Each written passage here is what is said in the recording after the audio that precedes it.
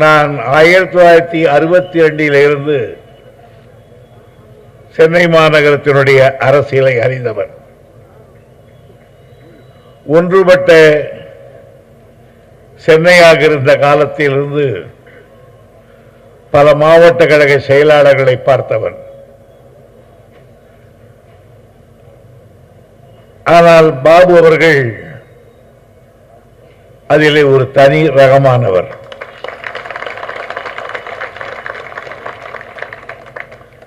சுருக்கமாக சொன்னால்,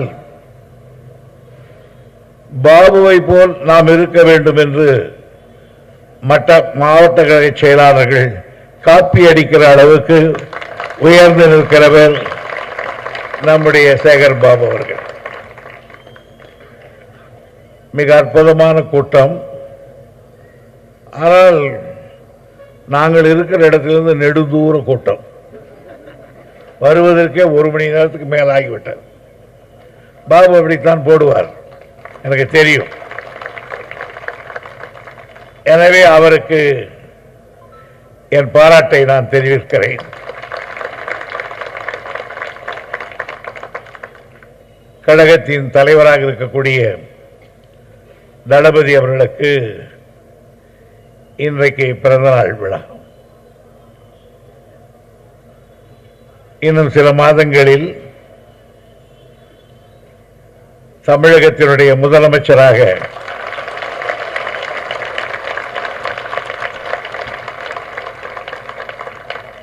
அமரப்போகிறவருக்கு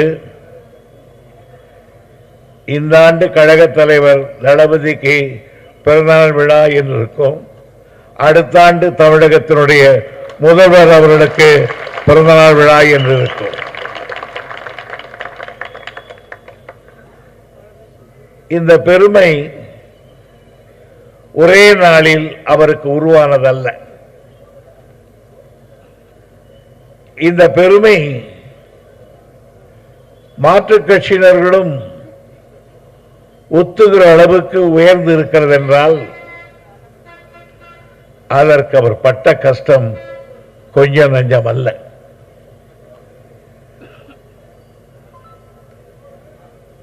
இளம் பிராய் முதல் கொண்டே எந்த விதமான பிரதிபலனை எதிர்பார்க்காமல் இயக்கத்திலே தன்னை ஈடுபடுத்திக் கொண்டவர்.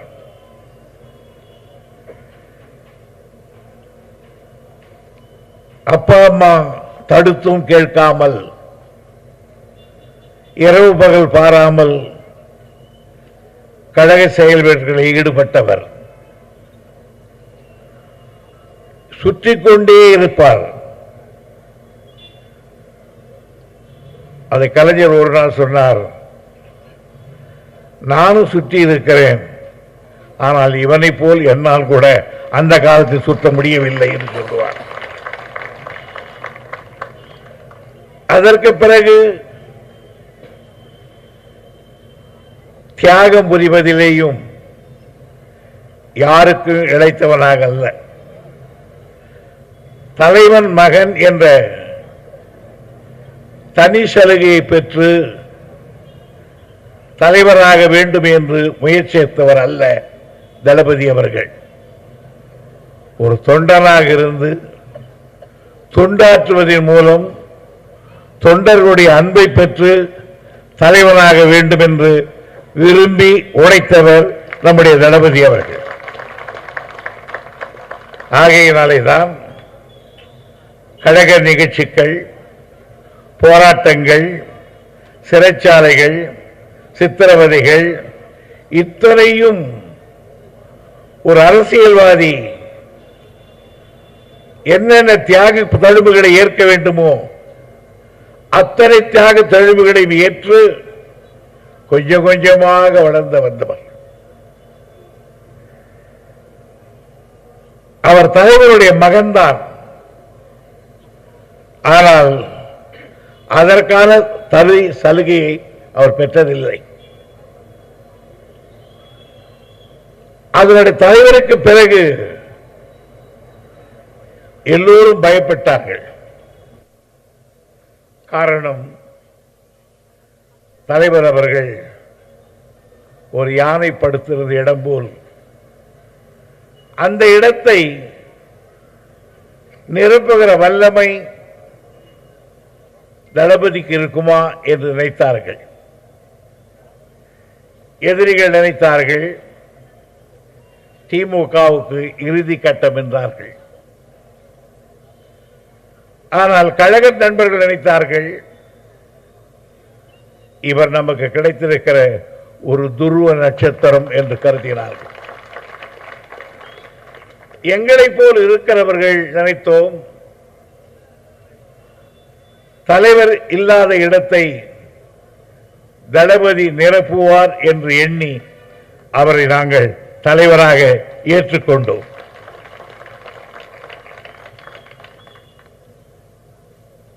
அந்த பொறுப்பை அவர் ஏற்றுக்கொண்டதற்கு பிறகு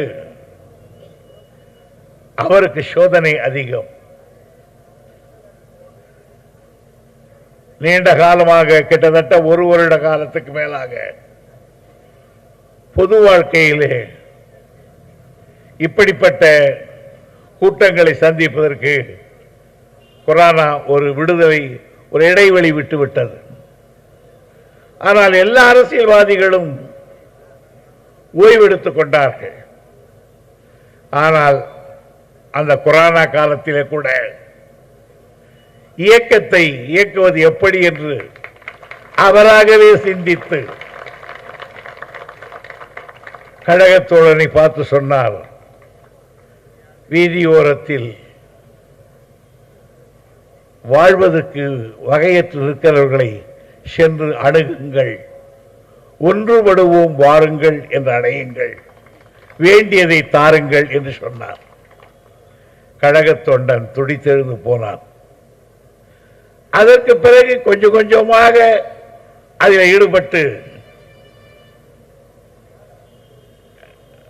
தொலைக்காட்சியின் மூலமும் வானொலி காணொலி மூலமும் இயக்கத்தை கொஞ்சம் கூட நமத்து போகாமல் கட்டி காத்தார். என்னை பொறுத்தவரையில் கிட்டத்தட்ட ஒரு கிளைக்கழகம் குக்கிராமத்தில் இருக்கிற கிளைக்கழகத்தினுடைய செயலாளர் நம்பரை கூட வாங்கி வைத்துக் கொண்டு நான் ஸ்டாலின் பேசுகிறேன், எப்படி இருக்கிறது உங்கள் ஊட்டம்? அவன் கிராமத்தில் இருக்கிறவன் இப்படி ரொம்ப பேர் கிளம்பி இருக்காண்டா, வைடா போனேன் நான். அவனுக்கு என்ன சரியாது இல்லையா? நான் தான் மு.க. ஸ்டாலின் பேசுறேன்னா சொல்லுவாங்க. கருணாநிதி பேசுறது கூட சொல்லுவிடா, நீ வைடா போனேன்டா. அதுக்கப்புறம் ஒன்றிய செயலாளரை விட்டு என் தலைவர் தான் பேசுறான்னு சொன்னதுக்கு அப்புறம் தான் கொஞ்சம் கொஞ்சமா நம்பிக்கை வந்து அவன் தலைவர் பேசுகிறார் தான். தலைவர் தன்னோடு பேசினார் என்பதை அவன் நினைத்து நினைத்து பெருமைப்பட்டு என்னிடத்திலே பேசினார் என்று ஒரு மாத காலம் அந்த நினைவுகளை அசை போட்டுக் கொண்டே இருந்தார். அதற்கு பிறகு கழகத்தினுடைய தேர்தல்கள் வந்தது. அதையும் சுருப்பி காட்டினார். ஒரு பக்கத்திலே கொரோனாவில் இருந்து கழகத்தை கட்டி காப்பாற்றினார், சோரம் போகாமல் தடுத்து காட்டினார். இன்னொரு பக்கம் ஆளுங்கட்சியை அதிர வைத்தார். இங்கே நண்பர் பீட்டர் அல்போன்ஸ் ஒன்று சொன்னார், தளபதிக்குத்தான் அந்த தைரியம் இருக்கிறது சொன்னார். பீட்டர் அல்போன்ஸ் அவர்களே, அண்ணா அவர்கள் மிகப்பெரிய அறிஞர். ஆனால் டெல்லி வட்டாரம் அவர் எப்பொழுது புரிந்து கொண்டது என்றால், அவர் ராஜ்யசபாவுக்கு சென்று அங்கே ஆற்றிய உரைக்கு பிறகுதான் அண்ணா எவ்வளவு பெரிய அறிஞர் என்று வடபுலம் அறிந்து கொண்டது. அவர் பேச்சாற்றலை மட்டும் அறிந்து கொண்டது. ஆனால் அவர் செயல் திட்டத்தை வடபுலம் அறிந்து கொள்ளவில்லை. அதற்கு பிறகு கலைஞர் அவர்கள் முதலமைச்சரானார்கள். கலைஞர் அவர்கள் முதலமைச்சரானதுக்கு பிறகுதான் டெல்லிக்கு போனதுக்கு பிறகுதான் கலைஞரை டெல்லி அறிந்து கொண்டது. இன்னும் ஒரு படி முன்னே சொல்ல வேண்டுமானால், முதலாக அவர் இங்கே முதலமைச்சராகி நிதி கேட்க வேண்டும் என்பதற்காக அன்றைய மாதவன் அமைச்சரை அழைத்துக் கொண்டு டெல்லிக்கு போகிறார். மொரார்ஜி தேசாய் நிதியமைச்சர் 4:30 மணிக்கு வர சொன்னார். ஆனால் டிராபிக்ல ஒரு 10 நிமிடம் லேட் ஆகிவிட்டது. மொரார்ஜி தேசாய்க்கு கழகமும் பிடிக்காது, வந்திருக்கிற கலைஞரும் பிடிக்காது. எனவே கடுகெடுத்து சொன்னான் அந்த ஆள், உங்கள் வீட்டு வேலைக்காரனானால் 4:30 மணிக்கு வர சொன்னால் 10 நிமிடம் லேட்டாக வருகிறீர்களே என்று எடுத்த எடுப்பிலே கடுகெடுப்பினான். கலைஞருக்கு அப்பொழுதே கொஞ்சம் சுயமரியாதை உணர்வு வந்து விட்டது. அதை சொன்னார் கலைஞர். அந்த வார்த்தையை கேட்ட பிறகு அவருக்கு முன்னால் இருந்த நாற்காலியில் அமர்ந்தேன் என்று சொல்வது கூட தப்பு. முள்ளின் மீது உட்காருவதை போல் நான் உட்கார்ந்தேன். அந்த உணர்வு. அடுத்த கேள்வி கேட்டால், எங்கே வந்தீர்கள்? நிதி கேட்பதற்காக வந்திருக்கிறோம். பணங்காய்க்கும் மரம் ஒன்றும் என் தோட்டத்தில் இல்லையே பறித்துக் கொடுப்பதற்கு. அதுவரையிலே பொறுமையாக இருந்த தலைவர் தான் யார் என்பதை காட்டினார். பணங்காய்க்கும் மரம் உலகத்திலே கிடையாது, பின் எப்படி உன் தோட்டத்தில் இருக்கும் என்று கேட்டார். மொரார்ஜி தேசாய்க்கு நெற்றியில் அறிந்ததை போல் கொஞ்சம் ஜாக்கிரதையான ஆள் போல் இருக்கிறது. இது அவரை அதிர வைத்தது. முதலமைச்சர்களுடைய மாநாடு, ஃபைவர் பிளான் திட்டங்கள் அப்ரூவல் நடக்கும். எல்லா முதலமைச்சர்களும் உட்கார்ந்து இருக்கிறார்கள். கலைஞர் காலையிலே இந்திரா காந்தி அம்மையார் அப்பொழுது நமக்கு மிக வேண்டியவர். ஏற்கனவே பலமுறை அவரிடத்தில் சொல்லி இருந்தார், இந்த ஆண்டு எனக்கு சேலம் உருக்காலை தேவை என்று. ஆனால் காலையிலே போய் மீட்டிங்கில் உட்கார்ந்த பொழுது அஜெண்டாவை புரட்டி பார்த்தால் அதில் சேலம் இரும்பாலை இல்லை. பேசாமல் உட்கார்ந்திருந்தார். அடுத்து மாலையிலே உணவுக்கு இடைவெளி விட்டார்கள். கலைஞர் தமிழ்நாடு ஹவுஸுக்கு வந்து விட்டார். மாலையிலே மறுபடியும் அந்த மன்றம் கூடிற்று. ஆனால் தலைவர் இருக்க வேண்டிய இருக்கை காலியாக இருந்தது.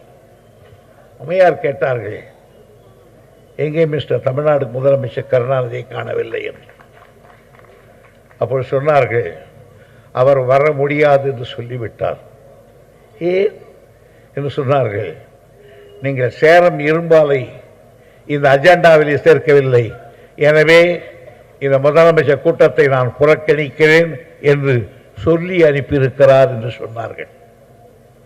நண்பர்களே, நேருவின் மகள் கொஞ்சம் அசந்து போய்விட்டார்கள். அடுத்து சொன்னார், அவரே போன் எடுத்து தமிழ்நாடு அரசுக்கு கலைஞரோடு பேசினார். Mister Karunanidhi, definitely I am going into Salem plan. Please come, வாருங்கள் என்று அழைத்தார். அதற்கு பிறகுதான் யார் கலைஞர் என்றதை டெல்லி வட்டாரம் அறிந்து கொண்டது.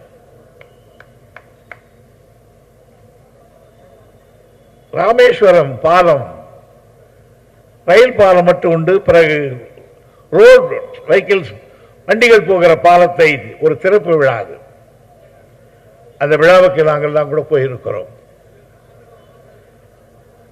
அந்த விழாவில் இந்திரா காந்தி கலந்து கொள்ள திறந்து வைக்கிறார்கள். தலைவர் முதலமைச்சர். ஆனால் கலைஞருக்கு பயங்கரமான காய்ச்சல், அவரால் நிற்க முடியவில்லை. அங்கிருந்து நெடுதூரம் ஒரு டிபி, அங்கே போய் கலைஞர் அவர்கள் படுத்துக் கொண்டார்கள். நாங்களெல்லாம் அங்கே போனோம். இந்திரா காந்தி அவர்கள் ஹெலிகாப்டரில் வந்து இறங்கினார்கள். சுற்றி பார்த்தார்கள். கலைஞருக்கு தரப்படவில்லை. சீஃப் மினிஸ்டர் என்று கேட்டார்கள். அவர் சொன்னார்கள் அவருக்கு ஜுரம், எனவே டிவியிலே போய் ரெஸ்ட் எடுத்துக் கொண்டிருக்கிறார்கள் என்று சொல்லிவிட்டு, நண்பர்களே, அந்த அம்மையார் அந்த பிரிட்ஜை ஒரு கத்திரியால் அப்படி கத்தரித்து விட்டு அடுத்த நிமிடம் கார் ஏறி நெடுந்தூரத்தில் இருந்த அந்த அரசு விடுக்கு வந்து தலைவரை படுத்திருப்பதை பார்த்து கையை இப்படி வைத்து தொட்டு பார்த்து, இங்கே பார்த்து, ஜுரம் அதிகமாக இருக்கிறது, டாக்டர் இல்லையா என்று அவரோடு வந்த டாக்டர்களை அட்டன் செய்தவர்கள் அந்த அன்பின் மிகுதியையும் பெற்று காட்டியவர். தான் என்ன சொன்னாலும் நாடு ஏற்றுக்கொள்ளும் என்று கருதி ஒரு இருண்ட காலத்தில் மிசாவை கொண்டு வந்தார் அந்த அம்மையார். அப்பொழுது நமக்கு அவர் வேண்டியவர் தான். ஆனால் கலைஞர் அவர்கள் அதை எதிர்த்து ஒரு தீர்மானத்தை நம் செயற்குழுவிலே போட்டு நிறைவேற்றினார்கள். ஆனால் இந்திரா காந்தி அம்மையாருக்கு அப்பொழுது நம்முடைய உதவியால் அவர் பிரதமராக இருந்த காலகட்டம் முடிந்ததற்கு பிறகு இரண்டாவது முறை உடனே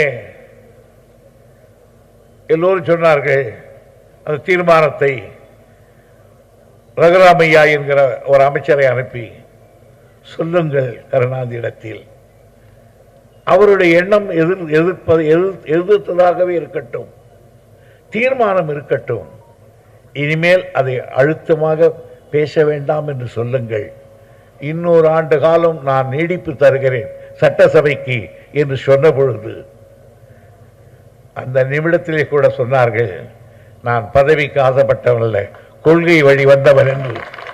அதை எதிர்த்து சட்டமன்றத்திலே பேசி நாம் சட்டமன்றத்திலே நாம் சாட்சி இழந்தோம். ஓராண்டு காலம் நாங்கள் மிசாவிலே வருத்தப்பட்டோம். பிறகு வெளியே வந்த பிறகு அம்மையார் அவர்கள் வருத்தப்படுவதாக சொன்னார்கள். கலைஞர் சொன்னார், மன்னிக்கிறவன் தான் மனிதன், எனவே அம்மையாரை நாங்கள் மன்னிக்க தயாராக இருக்கிறோம், ஆனால் அவர் வாபஸ் பெற வேண்டும் என்று கேட்டார். அதே அம்மையாரை கொண்டு வந்து சென்னை கடற்கரை நிற்க வைத்து, நான் மிசாவை கொண்டு வந்ததற்காக நான் வருத்தப்படுகிறேன், நான் வாபஸ் பெறுகிறேன் என்று சொன்ன பிறகுதான் நேருவின் மகளே வருக, நிலையான ஆட்சி தருக என்று கேட்டார். நான் எதற்கு இதையெல்லாம் சொல்லுகிறேன் என்றால், பல காலகட்டங்களில் இவையெல்லாம் டெல்லியை அதிர வைத்தார் கலைஞர். ஆனால் நம்முடைய தளபதி அவர்கள் டெல்லிக்கு போகாமலே, முதலமைச்சர் ஆகாமலே, ஒரு தாக்கீது அனுப்பாமலே, மு.க. ஸ்டாலின் என்ற திமுக தலைவர் என்ற நிலையிலே இருந்து டெல்லியை அலற வைத்திருக்கிறார். இல்லாவிட்டால் இந்த நாட்டினுடைய பிரதமர் நேற்றைக்கு அப்படி பேசியிருப்பாரா? நேற்றைக்கு உள்துறை அமைச்சர் அப்படி பேசியிருப்பாரா? ஆகவே டெல்லி பயப்படுகிறது. அவர்களுக்கு என்ன காரணம் என்றால், இந்தியாவில் எல்லோரும் கை கட்டி நின்று விட்டார்கள். பஞ்சாபில் யாரோ சில பேர் கொஞ்சம் தைரியசாலிகள் இருக்கிறார்கள். மமதா என்ற ஒரு பெண்மணி, ஒரு வீராங்கனை வங்கத்திலே எதிர்த்து நிற்கிறார். இது தவிர இந்தியா அடிபணிந்திருக்கிறது. அவர்களுக்கு என்னவென்று கேட்டால், அரசியல் ரீதியிலே கூட எதிரிகளை அட்ஜஸ்ட் செய்து விடலாம், ஆனால் திமுகவோடு அடிப்படையிலேயே நமக்கு வேறுபட்டிருக்கிறார்கள். இந்துத்துவாவை ஆதரிப்பவர் உண்டு, நாம் எதிர்க்கிறோம். பீட்டர் சொன்னதை போல் நாம் சமஸ்கிருதத்தை எதிர்க்கிறோம், நாம் இந்தி எதிர்க்கிறோம், இந்துத்துவ கொள்கையை எதிர்க்கிறோம், மதவெறி எதிர்க்கிறோம். ஆக எது எது கொள்கை என்று பிஜேபி கருதுகிறதோ அதெல்லாம் நமக்கு விரோதமான கொள்கையாக நாம் கருதுகிறோம். ஆனால் சர்வ வல்லமையோடு தன்னை எதிர்ப்பதற்கு யாரும் இல்லை என்று நிலையை இன்றைக்கு மதிப்புக்குரிய பிரதமர் உருவாக்கி இருக்கிறார். பாராளுமன்றத்தை நினைத்தால் கூட்டுகிறார், அவர் நினைக்காவிட்டால் போங்கள் என்கிறார். அவர் நினைத்தால் சபைக்கு வருகிறார், இல்லாவிட்டால் போய்கொண்டே இருக்கிறார். பாராளுமன்றம் அவர்களுக்கு ஒரு பொழுதுபோக்கு மன்றமாகத்தான் மாறி இருக்கிறது. ஆனால் இங்க வெறுமனே ஒரு கட்சியினுடைய தலைவராக இருக்கிற தளபதியை பார்த்து இவ்வளவு சைனியத்தை வைத்திருக்கிறவர் பயப்படுகிறார் என்றால், அதைத்தான் பீட்டர் அல்போர்ட் சொன்னார், எதிர்த்து கேட்கிற தைரியம் அது அப்பனிடத்தில் அவர் பெற்றது.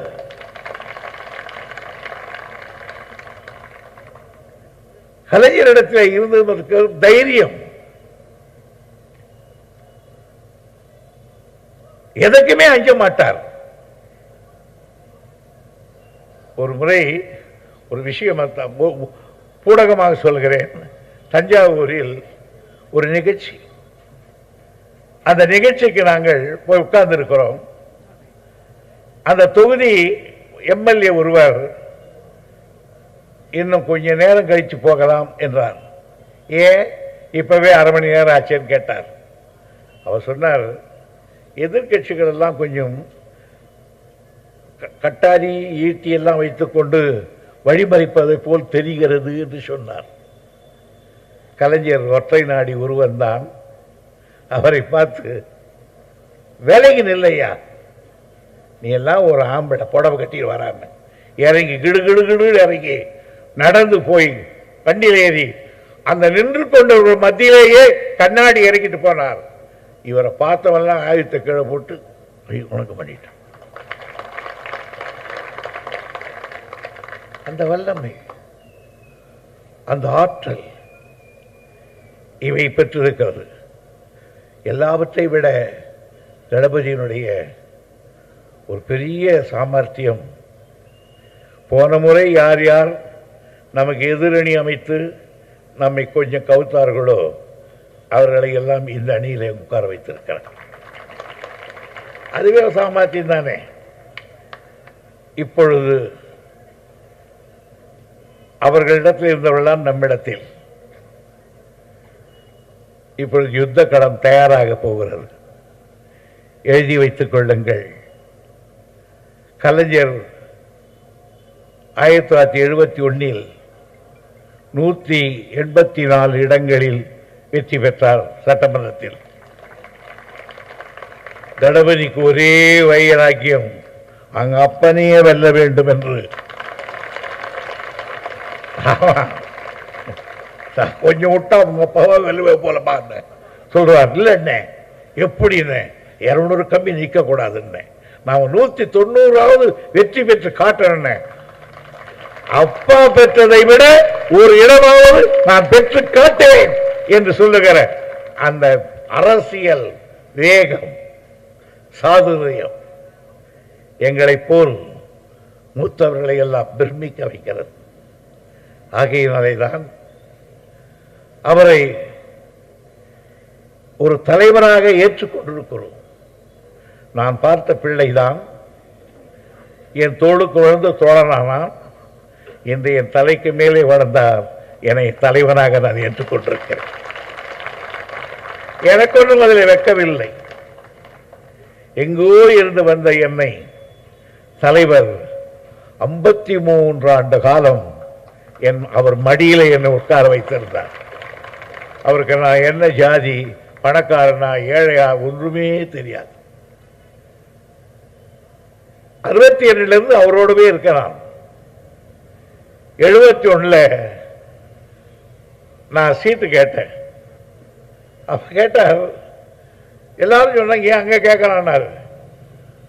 அப்பதான் அவருக்கு தெரியும், துரை நீ இந்த ஜாதியா, எனக்கு தெரியவே தெரியாது ஐயா, இத்தனை வருஷ காலம்.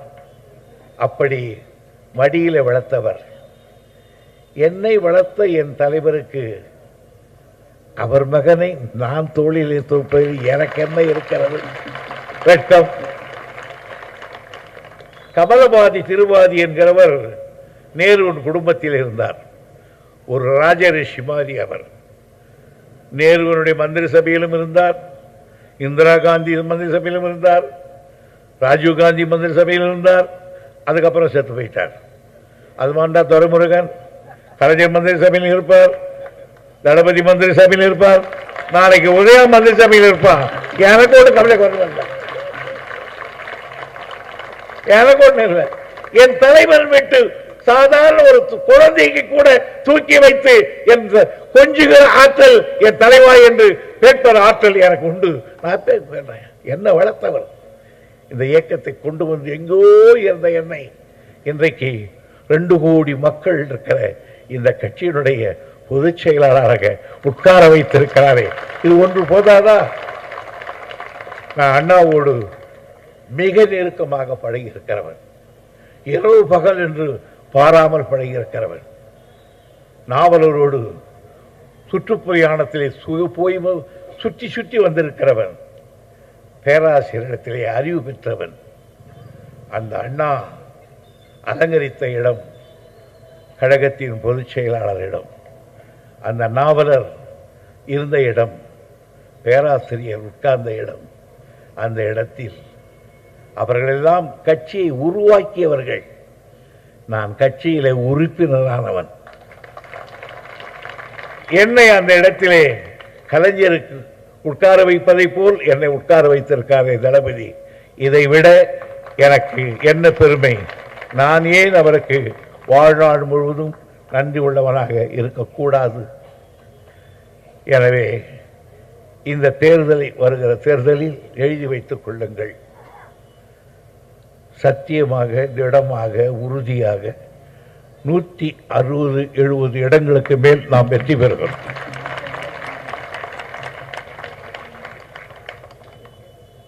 எதிர்க்கட்சி அந்தஸ்து கூட அதிமுகவுக்கு இருக்காது.